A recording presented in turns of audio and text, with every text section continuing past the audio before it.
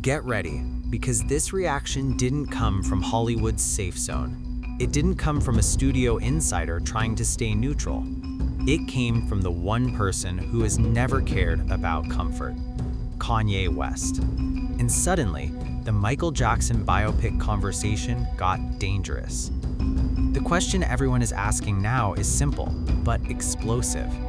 What does Kanye West really think about the Michael Jackson movie? It started quietly. Kanye wasn't talking about Michael directly. He was talking about genius, control, and how the industry treats artists after they're gone.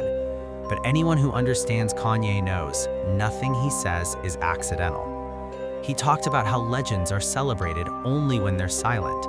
He talked about how systems love creativity but hate independence. And he talked about how history is often rewritten by people who were never brave enough to live it. That's when people connected the dots. Because if there's one artist Kanye has always placed above the industry, it's Michael Jackson. Kanye has repeatedly positioned Michael as a symbol of artistic freedom and persecution, someone who changed culture but paid the price for refusing to be owned. So when Kanye questioned whether modern biopics are made to honor truth or protect systems, fans immediately looked at Michael 2026. And that's where the tension began.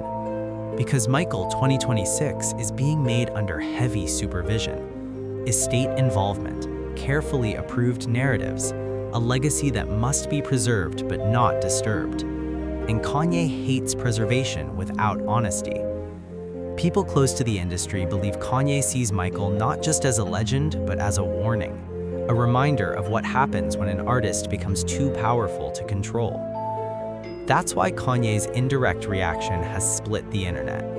One side says Kanye would never support a film that softens Michael's pain. The other side says Kanye understands that the truth might be too heavy for mainstream cinema. But here's the real issue. Kanye didn't criticize the film. He didn't praise it either. He did something far more disruptive. He made people question who the film is really for. Is it for Michael? Is it for the fans? Or is it for the industry to finally close the chapter on its own terms? Because Kanye believes one thing very clearly. When the system tells your story, it keeps the parts that don't threaten it. And Michael Jackson's story has always been a threat. Now fans are asking questions they weren't asking before. Will the film show Michael's anger or just his vulnerability? Will it show resistance or just redemption? Will it expose the machine or protect it? Kanye West understands something most people don't, that the most dangerous stories aren't the ones that accuse, they're the ones that refuse to simplify. And that's why his reaction matters. Because if someone like Kanye, who has nothing to lose, sounds uneasy about legacy storytelling, then maybe Michael 2026 isn't just a tribute. Maybe it's a negotiation between truth and control, between genius and safety, between who Michael was and who the world is ready to remember.